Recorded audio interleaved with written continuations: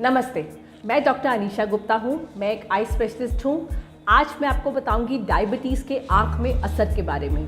जी हाँ, डायबिटीज़ आँख को बहुत सारे तरीके से अफेक्ट करती है, लेकिन उसमें से सबसे ज़्यादा ड्रेडेड चीज़ होती है डायबिटिक रेटिनोपैथी। क्यों होती है ये ड्रेडेड? क्योंकि डायबिटिक रेटिनोपैथी एक इरिवर्सिबल प्रोसेस होता है। ये आँख में जब नुकसान करती है तो ये रिवर्सिबल नहीं है, जितना नुकसान हो गया और टाइम के साथ साथ ये बिगड़ती ही है। दूसरी बात, आप जितना मर्जी शुगर कंट्रोल कर लें, इफ़ आपका duration of diabetes more than 10 years है, बहुत ज़्यादा चांस रहता है कि आँख में आए ही आए। और तीसरी बात, डायबिटिक रेटिनोपैथी और डायबिटीज़ का किडनी में असर हैंड इन हैंड चलता है। तो जब आपको आँख में नुकसान आ रहा है, इसका मतलब है किडनी भी कहीं ना कहीं अफेक्ट हो रही है। So what is diabetic retinopathy? Retina हमारे पीछे वाले हिस्से को बोलते हैं आँख के, जहाँ पे की इमेज बनती है। ये सेंटर का हिस्सा होता है जिसको हम मैक्यूला कहते हैं, और बाकी के पर्दा जो होता है वहाँ पे खून की नसें होती हैं। Retina is a part of the brain, it's a neural tissue, and इसमें जब नुकसान होता है इसका रिपेयर आसान नहीं होता है। शुगर की वजह से जब भी इंसान की शुगर ज़्यादा हो जाती है तो जो ये खून की नसें हैं पर्दे में, इनमें ब्लॉकेज आने लग जाती है। जो यहाँ पे वेसल्स हैं, छोटे छोटे वेसल्स हैं, ब्लड वेसल्स हैं, उनमें शुगर की वजह से बंद हो जाती है वो वेसल्स, जिसकी वजह से पर्दे में बहुत सारी जगह पर खून की कमी बन जाती है। अब पर्दा अपनी तरफ से जीने की कोशिश करता है, रिपेयर करने की कोशिश करता है, एंड इन दैट प्रोसेस वो बहुत सारी नई नसें बनाता है, जिनको शुरू में हम माइक्रो एन्यूरिज्म्स कहते हैं। अब ये जो नसें बनती हैं अब नॉर्मल होती हैं, ये पानी और खून रिसती हैं, leading to retinal haemorrhages all over the retina. And देखने वाले हिस्से पे जब ये पानी भर देती हैं, जो पानी रिस रही हैं, तो वहाँ पे सूजन बन जाती है, जिसको हम मैक्युलर एडिमा कहते हैं।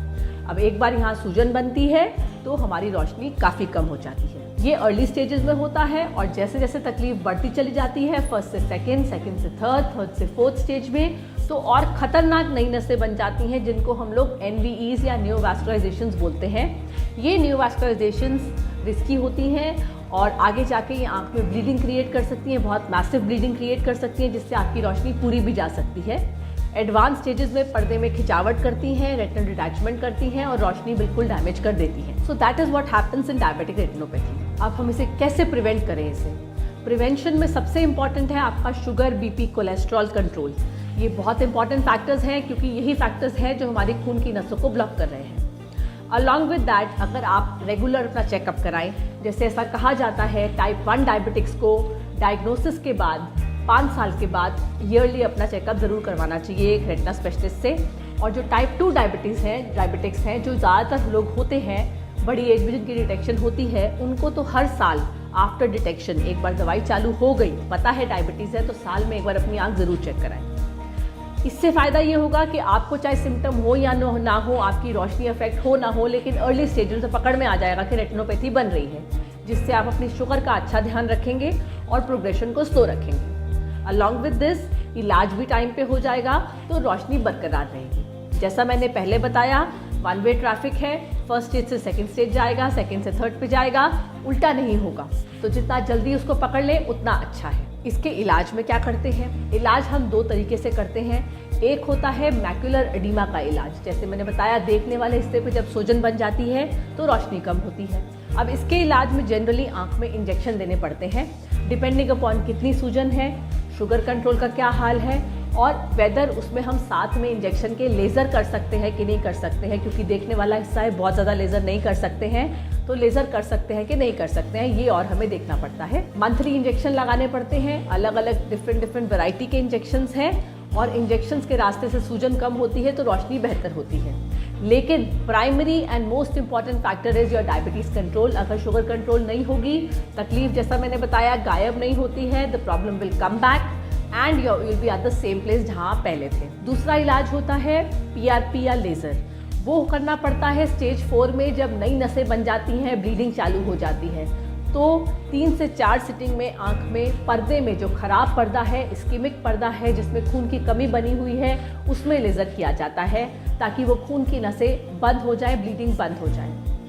अगर आपका डिटेक्ट होता है रेटिनोपैथी, तो depending upon the staging and the macular condition, हो सकता है आपके डॉक्टर आपको बताए कि इंजेक्शन और लेज़र दोनों करने हैं, या सिर्फ इंजेक्शन देना है या सिर्फ लेज़र करना है। ये सब पता कैसे चलता है? दो इम्पॉर्टेंट टेस्ट होते हैं आँख के, एक OCT और एक एंजियोग्राफी। एंजियोग्राफी जिसमें हम हाथ में एक दवाई देते हैं और आँख की पर्दे की फोटोएं लेते हैं, जिससे पता चलता है कहाँ कहाँ पे खून की कमी है, कहाँ कहाँ पे लीकेज है और कहाँ कहाँ पे आपकी नई नसें बन रही हैं, वेदर लेज़र इज़ रिक्वायर्ड और नॉट। एंड OCT तो बहुत कॉमनली का टेस्ट होता है देखने वाले हिस्से का, कि देखने वाले हिस्से में क्या दिक्कत हो रही है, कितनी सूजन है, इंजेक्शन रिक्वायर्ड है या नहीं है। ये सब ये दो टेस्ट बताते हैं। ये बहुत कॉमनली डायबिटिक पेशेंट्स में करने पड़ते हैं, जानने के लिए कि तकलीफ का एक्सटेंट और आगे इलाज क्या करना है। Then there is advance diabetic retinopathy, जिसमें खून की कमी इतनी ज़्यादा होती है, पर्दे में खिंचावटें बनने लग जाती हैं, नस कमज़ोर हो जाती है, and all this conditions generally require surgery. जब एक बार पर्दे में इतनी खिंचावट आ जाए कि वो दवाइयों से या इंजेक्शन से रिलीव नहीं होगी, इन दैट केस आँख का ऑपरेशन, जिसे हम विट्रेक्टमी कहते हैं, करना पड़ता है। कई बार आँख में तेल भी डालना पड़ता है पर्दे को बिठाने के लिए। इसके बाद रोशनी बिल्कुल नॉर्मल आ जाए वो ज़रूरी नहीं है, क्योंकि अगर आप ऑलरेडी 4th या 5th स्टेज पे हैं तो इसका मतलब है लॉन्ग टर्म पिछले 3-4 साल से शुगर ख़राब चल रही है, खून की काफ़ी कमी बनी हुई है आँख में, तो नस में कमज़ोरी, देखने वाले हिस्से में कमज़ोरी, all this is common. So after treatment also we do not expect कि 100% रिकवरी होगी, वो मुश्किल होता है, लेकिन हाँ, इलाज कराएंगे तो ही बचा पाएंगे जो हाथ में है, नहीं तो धीरे धीरे अंधापन आना बहुत कॉमन होता है। डायबिटिक रेटिनोपैथी एक बहुत सीरियस प्रॉब्लम होती है, इसको बहुत सीरियसली ही ले जब आप डायग्नोस होते हैं, डॉक्टर आपको बताते हैं क्या करना है क्या नहीं करना है, चाहे आपकी रोशनी पूरी हो उसके बावजूद उसको इग्नोर नहीं करें।